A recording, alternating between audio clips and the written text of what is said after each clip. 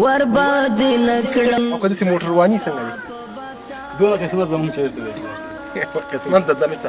ستا قسمت ډېر غټ قسمت دی چې تا سره د شهیدانو دعاګانې دي، هغه شهید بچیانو او بیا به په دې دنیا خو ټول ځو. ما ځان ته یو موټر اخیستی دی، نو دغه یو موټر مې اخیستی دی. ته یې وګوره موټر دی اخیستی دی. ښایسته موټر دی ډېر اخیستی. ښایسته دی، ډېر. او که داسې موټر د ستا وي؟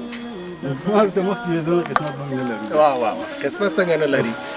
ته د قسمت یو نمونه یې دا واله، دا ستا موټر دی. نه ته ګپ مه لګوه.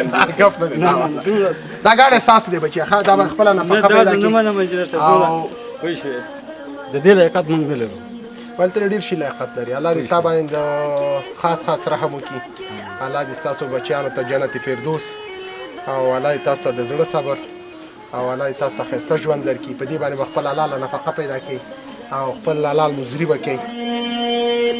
لتا نظر شم هزار وار د غریبۍ ژوندونه، ډېر مې خوښېږي په والله د ملنګۍ ژوندونه. ورباد نکړم د بادشاه په بادشاهۍ ژوندونه،